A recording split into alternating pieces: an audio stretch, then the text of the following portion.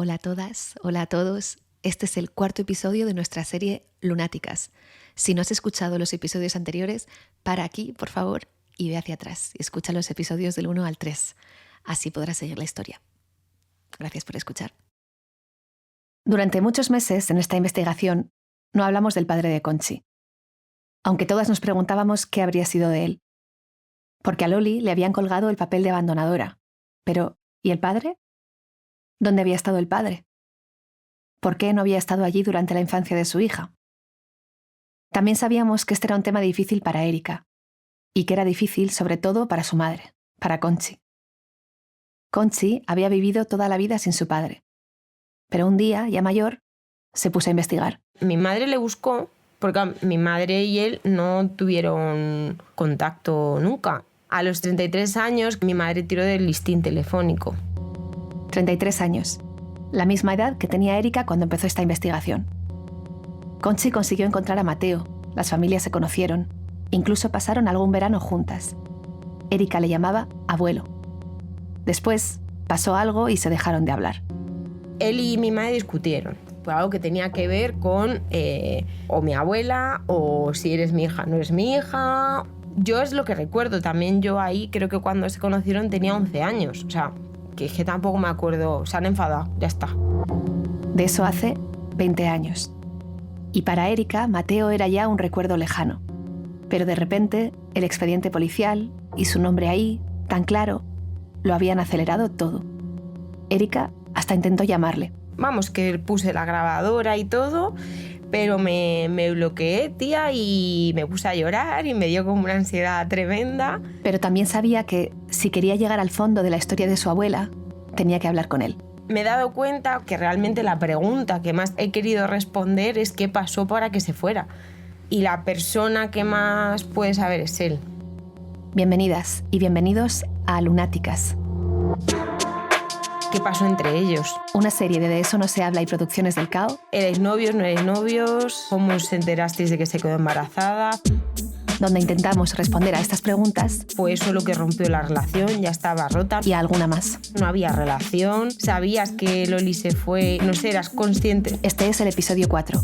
El problema que tenía. He tocado a tantas puertas y no voy a tocar a esta. Lunática. Lunática. Lunática. Muchas veces, durante esta investigación, Erika ha querido estar acompañada.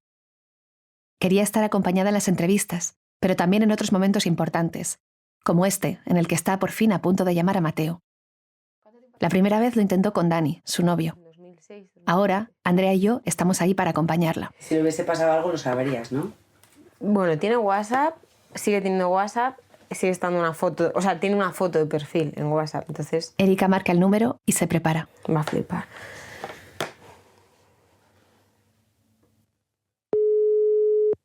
¿Tendrá él su número guardado? El de Erika. ¿Habrá mirado también su foto de vez en cuando? 3 tonos y nos inquietamos. Pero al cuarto... Sí, Hola, Mateo. sí. Hola, soy Erika, soy tu nieta, no sé si te acuerdas de mí. Ay, claro que me acuerdo. Muchas veces me he acordado, digo, ¿qué será de Erika? ¿Qué tal estás tú? Bien, muy mayor, pero bien. Erika había ensayado la conversación unas cuantas veces. Iba a decirle que quería hablar con él, y si él no quería quedar otro día, iba a intentar preguntarle ahí, en directo. Llevo intentando llamarte un tiempo, porque, ya. bueno, me da un poquito de cosa, porque como hacía mucho tiempo que no hablábamos, y bueno, este último año me he acordado mucho de ti, hasta he soñado contigo y todo, que hablábamos, y no sé si te gustaría hablar conmigo y contarme, porque estoy haciendo un documental en audio de la vida de mi abuela.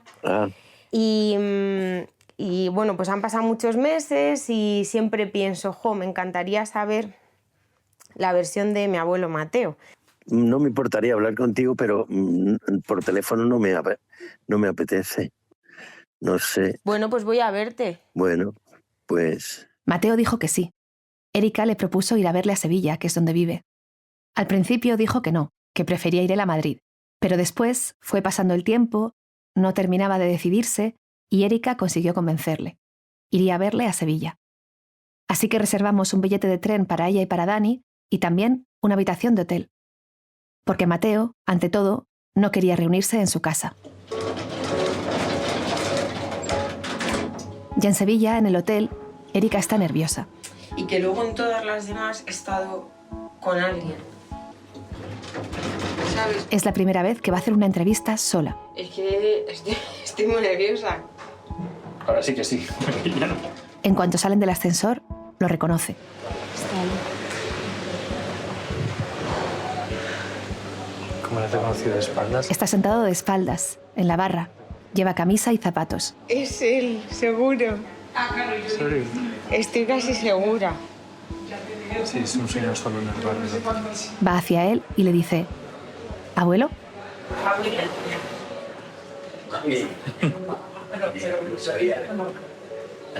¿Qué tal? Primero toman un café y charlan un rato. Mira, este es Dani. ¿Qué tal, María? Luego deciden ir a un lugar más tranquilo, en una esquina del hall del hotel. Qué bien te veo. ¿Me ves bien? Sí. me mantengo, ¿no? Y cuando Dani empieza a preparar los micros, y entonces la charla ya se convierte en algo más parecido a una entrevista, Mateo trata de decir que él no tiene mucho que decir. No sé, que yo no tengo casi ¿Sabes lo que pasa? nada que decirte. Sí, pero yo creo que tú eres una persona que me puede decir cosas que nadie más me haya dicho, aunque sea poco, Ya. ¿sabes? Bueno, Y yo creo que también cuando he estado durante este año hablando con más gente, aquí cada persona da su opinión. Entonces yo creía que tú también tenías que dar la tuya. Dani los deja y Erika se queda sola frente a Mateo. Después de haber hecho tantas entrevistas para esta investigación, Erika ha aprendido que tiene que empezar por hablar de cosas un poco más ligeras, que no puede empezar a preguntar directamente. Así que primero le enseña algunas fotos que ha ido consiguiendo durante estos meses. Mira, sí tengo... Porque, claro, ¿Y estoy yo en alguna foto? No, fue de las primeras cosas que miré porque, mira, yo tengo... Claro, y es que yo esta. no me acuerdo Yo aquí tengo de fotos hacerme fotos. que me dio mi tía Mira, Merce sí. de cuando fue Miss. Tiene parecido tu madre, Muchísimo. muchísimo parecido, sí. Mira, ¿ves? Esta es cuando fue Miss. Sí, Miss Moratalá. Moratalá, sí, sí. Claro. Entonces yo tengo estas fotos de ese momento. 1963. 63. Fíjate. Ahí tenía yo 20 años. Entonces vosotros os conocíais ya cuando... os habéis visto ya cuando ella fue Miss. Cuando ella fue Miss, sí, ya nos conocíamos de donde iba a bailar, la discoteca. También había veces que yo cogía y la llamaba. Y ella siempre le decía yo, vamos aquí, vamos allá, ella siempre estaba dispuesta. Yo sé que un poco yo le gustaba mucho y entonces sí. Ella siempre estaba dispuesta. A ella él le gustaba mucho. Él no dice si a él ella también le gustaba. Según Mateo, estuvieron así, encontrándose aquí y allá durante 3 años, entre 1963 y 1966. Hasta que un día me dice, no, Mateo, no me llames más. Ya. Que tú y yo no vamos a ningún sitio, tengo un novio formal y ya no quiero que me llames más. Y le dije, ay, perdona, Loli, yo ya no te molesto más, ¿no? Oía voces que le decía, ¿dónde está? Dice, no, estoy en casa. Digo, es que oigo ahí a un señor y dice, sí, es mi padre. Y estaría diciéndole el padre, mándale ya a la mierda y tal, igual, porque yo la verdad es que aparecía y desaparecía. No tenía ninguna seriedad, es que tenía 20 años. ¿No? es muy posible que en ese momento Loli ya estuviera embarazada. Erika piensa que quizá se lo acababa de decir a su familia.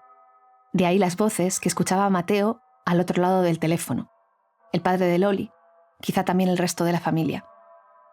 Y quizá por eso, nosotras, al escuchar este relato, también necesitamos otra voz para completarlo. La otra parte de la historia, la versión de la única persona viva que puede contarnos cómo vivió estos días Loli, la voz de su única hermana, Merce. Así que, de momento, vamos a dejar aquí, en pausa, la conversación entre Erika y Mateo, en ese hotel de Sevilla, y vamos a irnos a un pueblo de Madrid, a casa de Merce, para construir esta historia a 2 voces. Al fin y al cabo, puede que estos sean los días más importantes para entender la historia de Loli. Quizá recuerdes que en el segundo episodio de este podcast, Erika y su madre habían ido a visitar a Merce, la hermana de Loli, la dueña del archivo fotográfico familiar, y que habían apagado la grabadora justo en la puerta. Y ahora, por fin, casi al final de esta investigación, Erika se ha atrevido a cruzar esa puerta, con la grabadora encendida. También va con Dani. Bueno, él es Dani. Encantada de conocerte. Y también aquí, Erika empieza por un tema más ligero. Por las fotos de la familia que la misma Merce le había dado. Esas fotos que tanto le habían servido. Cuando te iba a enseñar que eso que empecé haciendo, ¿te acuerdas que vine aquí con mamá y me dejaste fotos? Haciendo un álbum de la abuela. Qué bonito. Entonces, pues de cuando nació... Mira, cuando íbamos al colegio. Esto era en el Lucero, ¿verdad? Merce era la hermana mayor de Loli, la hermana responsable. Decía mi padre, a las 8 hay que estar aquí. Lo mismo en invierno que en verano. Pues siempre llegaba tarde. Y la decía mi madre, esta semana que viene no sales, porque tú lo digas. Esta semana no sales. Y ya una semana dijo mi madre, se acabó de salir, se metía en la habitación dando gritos, porque me voy a ir, porque me voy, porque aquí no me quedo, porque no me quedo, porque aquí yo me voy, porque abro la puerta y se iba. Y venía cuando le daba la gana. Un día, en 1966, su madre la llamó. Merce tenía 23 años, 3 más que su hermana. Su madre, a la que todo el mundo en la familia llama la Yaya Conce, le dijo que tenía que contarle algo. Me dijo la Yaya, dice, Merce, te tengo que dar una noticia, que la Loli está embarazada. Y dije yo, digo, ¿cómo que está embarazada? Y efectivamente estaba embarazada. ¿Y cómo fue aquello? Como ella tenía a su novio, pues tampoco me... hombre, te Sí, que sienta no es el mal, Espíritu Santo. pero vamos, que tampoco no es decir es que no tenía novio o ha sido con cualquiera. Pero Porque ya... tú conociste... Sí. Claro que le conocí. ¿Pero Mucho ibais tiempo. juntos o...? No, yo le conocí pues porque iba a buscarla al portal de la Yaya y he estado con ellos. Ese novio que Merce conoció era Mateo. Y ahora, de vuelta en el hotel de Sevilla, Mateo le cuenta a Erika que él se enteró del embarazo de Loli en aquella discoteca donde habían bailado juntos tantas veces. Y en esa discoteca es donde llegó ella a decirme el problema que tenía. El que estaba embarazada. Eso es, sí. Me da así la espalda y me dice que tengo que hablar contigo. Entonces nos fuimos así a un ladito, que es que estoy embarazada y tal.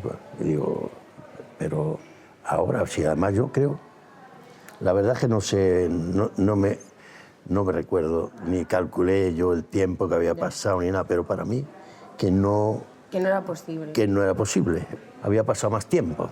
Mateo dice que no había calculado las fechas, pero también dice que no era posible porque había pasado más tiempo. Él recordaba haberse acostado con Loli hacía más de 9 meses, así que, de haber sido él, Loli ya tenía que haber parido, dice. O sea, ¿a partir de ahí qué pasa? O sea, me refiero... Yo le dije que no, que yo... ¿Y se lo cuentas no. a tu familia o tu familia...? Que no, bueno, yo no me recuerdo, pero creo que sí, pero no me recuerdo. No fue la primera vez que me pasa eso. O sea, que tú ibas de flor en flor. No, sí, es que me pasaba en aquella... Hombre, hay que ver que... Eras un limón. Era los años 60 y tanto. En esa época yo tenía una pandilla de amigos que vivían en Vallecas y yo ya cuando dejo de... Bueno, no es que dejo, todavía nos veíamos y eso, pero ella también iba a ver a esta gente. Entonces yo, de verdad, yo no creía que yo fuera el susodicho. O sea, que creías que era posible que fuera otro chico porque ella también se relacionaba con más chicos. Exacto. Claro. A partir de ahí, Mateo se desentiende. Pasan los meses y llega enero del 67. Loli está a punto de dar a luz y nosotras volvemos a casa de Merce.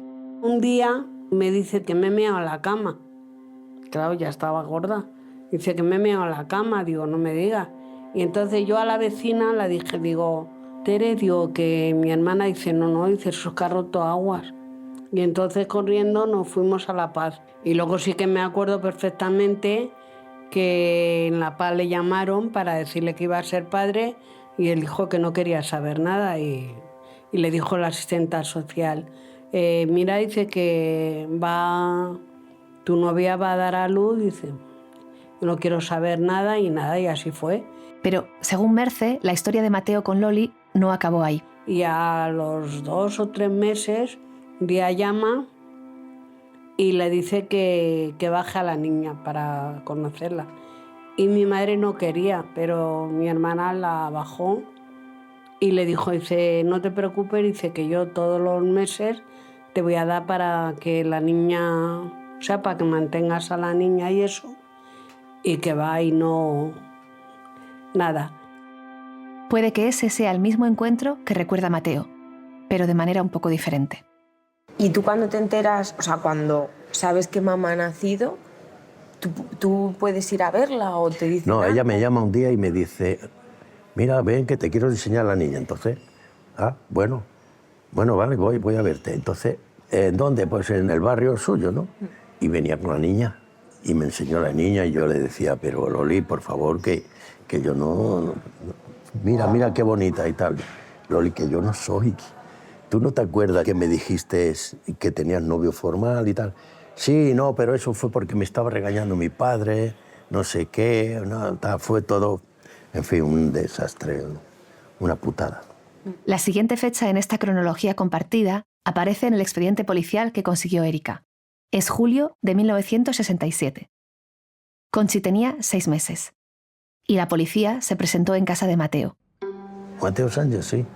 Pues nos tiene que acompañar. ¿A dónde? A la comisaría. Loli había denunciado a Mateo para que reconociera la paternidad de su hija. Erika le enseña el expediente. Mira, porque yo en todo este año he investigado muchas cosas. Y una de las cosas que hice fue pedir el expediente policial de mi abuela. Y lo primero que hay es esto que me estás contando. Va ella a la policía y que luego la policía va a tu casa. Ah, sí, ¿no? Y la declaración y todo. Ajá. De los dos. ¿Y aquí qué dice? Dímelo tú. ¿Te lo leo? Bueno, pues aquí lo que dicen es que tú, que nada más tener conocimiento de que la compareciente, mi abuela, está embarazada, dejó de salir con ella. Esto es la declaración como de claro, es su versión. Claro. En ese momento dejé de eso, ¿no? Sí. Es que pasó y cuando antes. nació la niña tampoco quiso saber nada, negándose a casarse y dar apellido a la niña. Y no teniendo más que añadir, pues bueno, hacen investigaciones. En esa declaración, Mateo admitió haber tenido relaciones sexuales con Loli 2 o 3 veces en las fiestas de Moratalaz del año anterior. Sí. Yo no tenía por qué decir que Claro. no. Yo no tenía por qué mentir, ¿no? Porque en esa época no había prueba de ADN ni nada, ¿no? O sea, que no te podían decir, usted es el padre, ¿no? Y entonces, si yo hubiera dicho, no, yo con ella no estaba, pues Ya. a lo mejor no hubiera tenido tanto problema. Pero bueno, sí, yo estaba con ella, pero yo no soy, porque no coinciden, para mí no coincidían las fechas. Frente a la policía, mantuvo la misma versión que mantiene ahora frente a Erika. Vinieron 2 amigos míos y que ellos estaban dispuestos a decir que ella estaba con otros novios en esa época y tal. Pero le dije yo que no, que de ninguna manera. ¿Y por qué? Porque no quería yo hacer el feo ese de que pensaran que... ¿No sabes? Porque era feo que pensaran que estaba con varios hombres. Claro, en esa época, joder, claro. Y el juez, no sé si era el juez o un oficial o algo, pues él sacó sus conclusiones y no pasó nada. No pasó nada entonces, pero sí pasó algo después. Resulta que en la partida de nacimiento de Conchi, al margen, hay una anotación que se añadió años más tarde. En esa anotación aparece el nombre de Mateo y dice que es el padre de Conchi. Claro, mamá durante una temporada tuvo los apellidos de la abuela, los mismos apellidos que ella. Y luego, como que años después, sale aquí como al margen, sale tu nombre. Y pone que hay una sentencia de reconocimiento. Sí, porque se ve que le ponen los apellidos se ve que le ponen los apellidos del abuelo o de la abuela. ¿Mm? Y luego, indagando, viendo esto, pues diría, pero si aquí hay... Claro, a mí no me dicen nada, pero a lo mejor ahí el juez dice que yo soy el padre, o que consideran que yo lo soy, porque no lo pueden demostrar. Ya. Nadie puede demostrarlo, ni que sí, ni que no, y no sabemos. O sea, ¿Es posible que a Mateo nadie le comunicara la resolución de esa sentencia? Erika cree que sí, que es posible. Lo cree porque, de hecho, tampoco le dijeron nada sobre esa sentencia de reconocimiento a Loli, ni a su familia. Durante muchos años, Conchi llevó los apellidos de su madre porque, como ya sabemos, Mateo no había querido reconocerla. Pero un día, cuando Conchi ya tenía unos 10 años, la familia tuvo que pedir su certificado de nacimiento. Y ahí encontraron esa anotación al margen, esa sentencia de reconocimiento favorable que decía que los jueces habían decidido que sí, que Mateo era su padre. Se la encontraron por sorpresa y de repente Conchi tuvo que cambiar sus apellidos. En la escuela, en el DNI, en todos lados. Le avisaron o no, lo cierto es que Mateo siguió con su vida. Al final me da una pena horrible, muchas veces lo pienso, lo mal que lo tuvo que pasar, pero yo de ninguna manera me hubiera casado, porque es que las circunstancias no se me daban para eso, ¿no?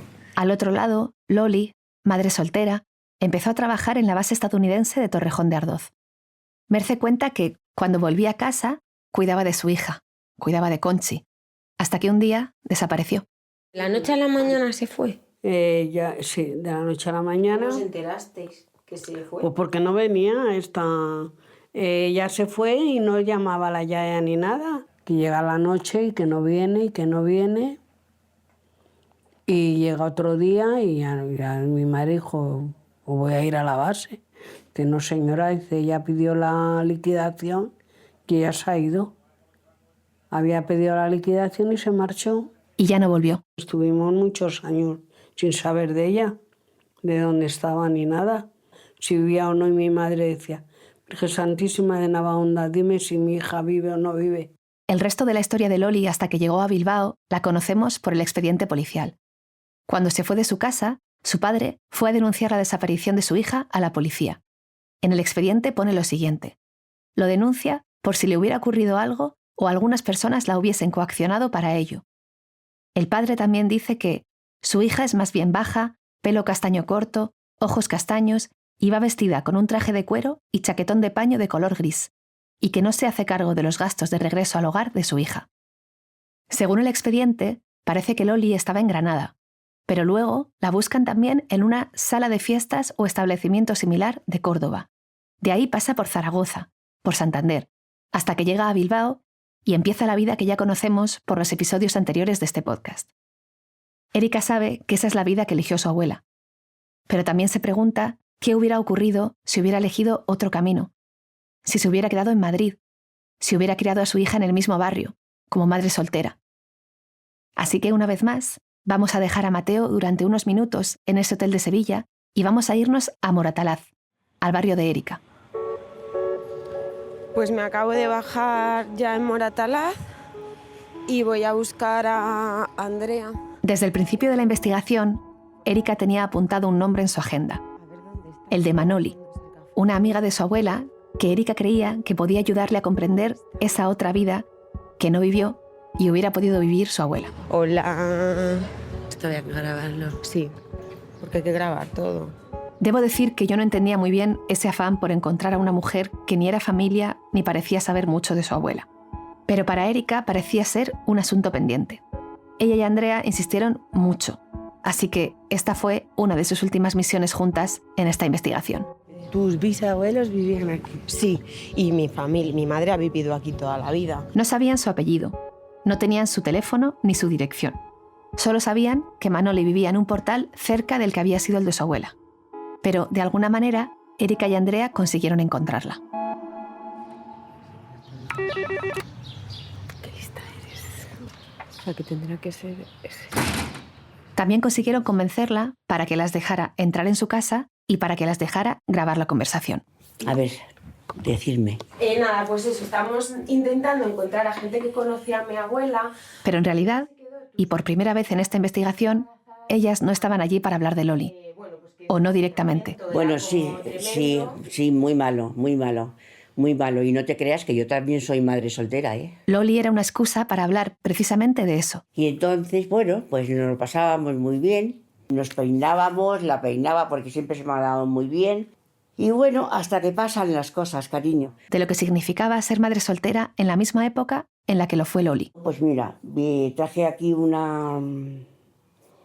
a un familiar de Valencia, empecé a salir con ella, me llevó a una discoteca, a una fiesta, y ahí me hicieron algo porque yo no sé cómo me quedé embarazada, ¿no ves? Cada una es una historia. Que no te viene el periodo, y ya está. Wow. Ya sabes, ya tienes una hija y ya pues es como hubieras hecho una cosa muy mala. Entonces, y ya pues incluso por tu madre no te echaban de casa, pero ya eras la criada para todos. Y es que Manoli decidió quedarse en Madrid, con su hija y con sus padres. La vida que no eligió Loli. Pero Manoli no lo pasó bien. Por la forma de ser también de mi familia, claro. Ya no salía con nadie yo. Ya me dediqué exclusivamente. Pero por o sea, dices por la forma de ser de tu familia, por haber tenido una niña... Sí, claro. Sin haber estado casada. Sí, claro.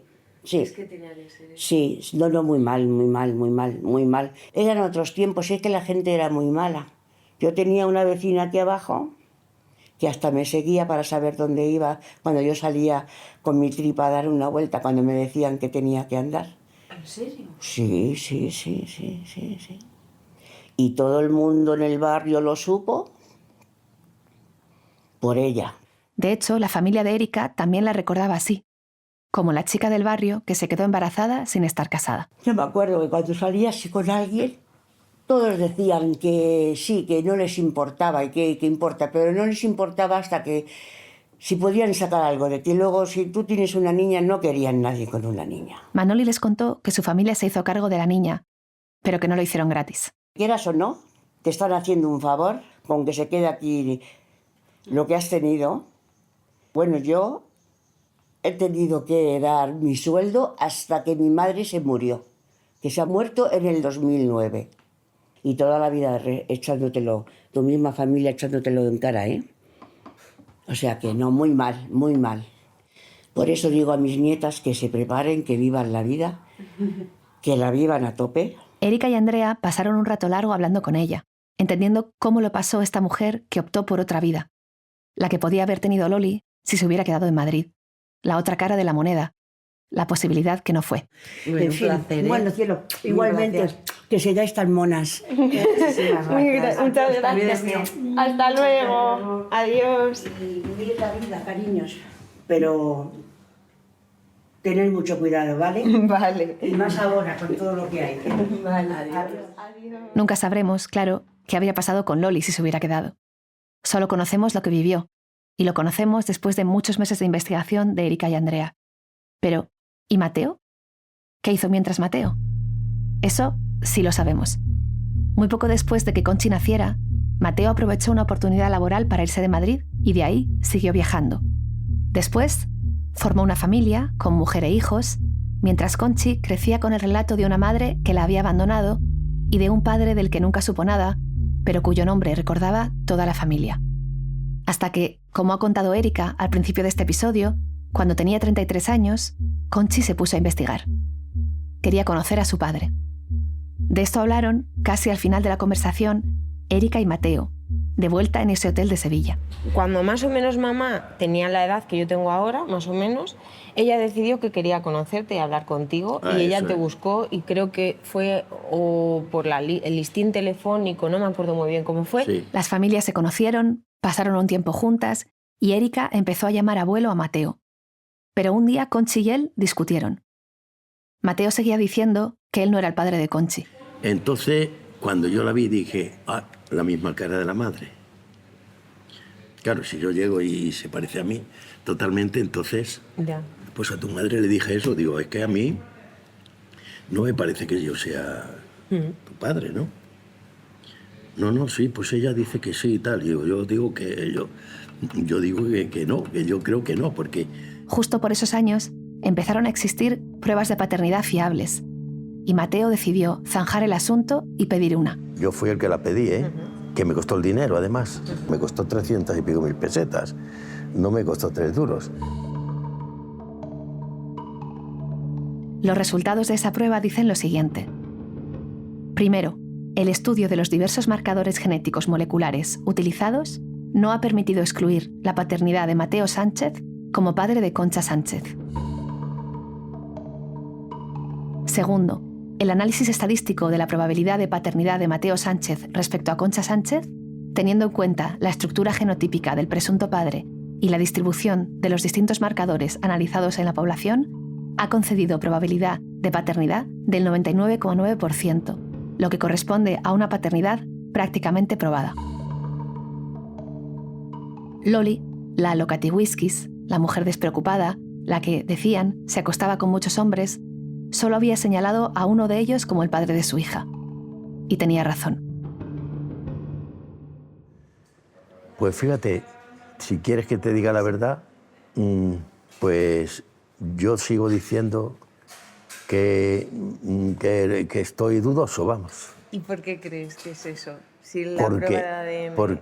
Porque cuando llegamos a hacer la prueba, la chica, la señora, la doctora me dice: ¿es usted tal? Sí, pase por aquí.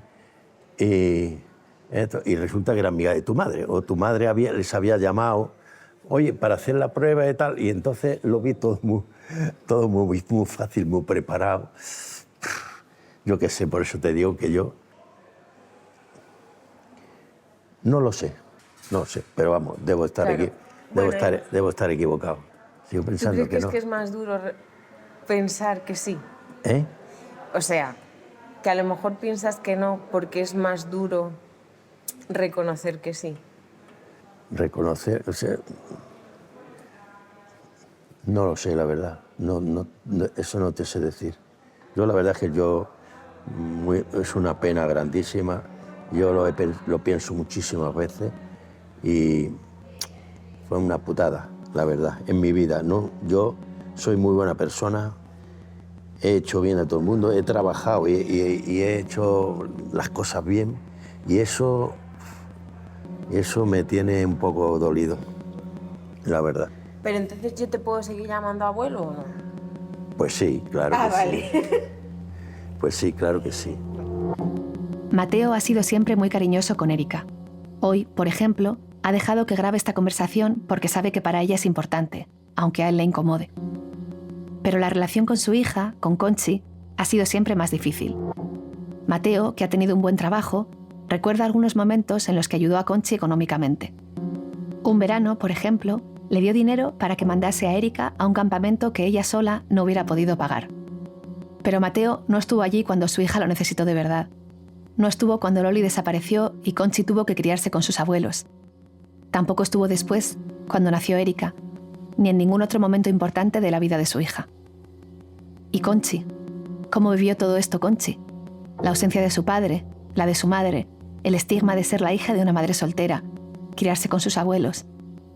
Las noticias de su madre que llegaban a cuentagotas y entonces un nuevo estigma. En el episodio final, nos sentamos en torno a una mesa y hablamos, por fin, con ella, con Conchi. Lunática. Lunáticas. Lunática. Lunáticas. Lunática. Lunáticas. Lunáticas.